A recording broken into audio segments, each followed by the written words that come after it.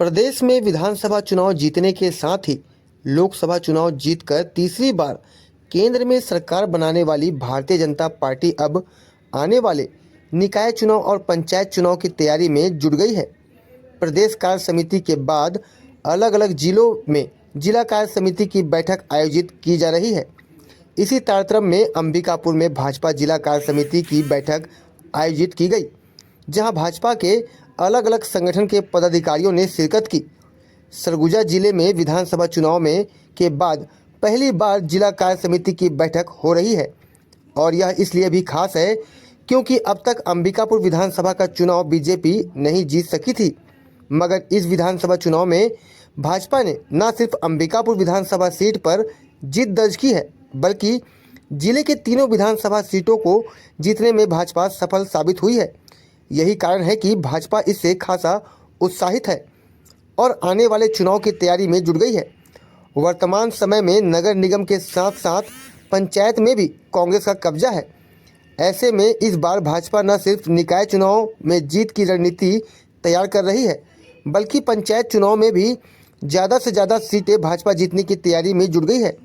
भाजपा जिला कार्य समिति की बैठक में क्षेत्र के सांसद के अलावा जिले के विधायक एवं भाजपा के तमाम पदाधिकारी एवं संगठन के कार्यकर्ता शामिल हो रहे हैं और एक तरह से निकाय चुनाव जीतने की रणनीति पर काम करना भाजपा ने शुरू कर दिया है। भारतीय जनता पार्टी में हर 3 महीने में एक कार्य समिति, जिला कार्य समिति की जाती है। ये क्रम है इसका। पहले राष्ट्रीय कार्य समिति होता है, फिर प्रदेश कार्य समिति होता है और उसके बाद जिला कार्य समिति, तत्पश्चात मंडल की कार्य समिति होती है। हमारी ये संरचना का आधार है, ये संगठन का बेस लाइन है। उसी प्रकार अभी प्रदेश की कार्य समिति हुई है और उसके 1 हफ्ते के भीतर हम जिला कार्य समिति कर रहे हैं और बृहद जिला कार्य समिति, विस्तृत जिला कार्य समिति आज हमने आयोजित किया है, क्योंकि एक लंबे चुनाव की वजह से एक लंबे समय तक कार्य समिति नहीं हो पाया था, अन्यथा ये 3-3 महीने में बराबर होता है। और इस जो समय गुजरा है उसमें हमने छत्तीसगढ़ में विधानसभा का चुनाव जीता है और केंद्र के स्तर पे हमने हमारे लोकप्रिय प्रधानमंत्री माननीय नरेंद्र मोदी जी को तीसरी बार प्रधानमंत्री बनाते हुए सरकार बनाई है।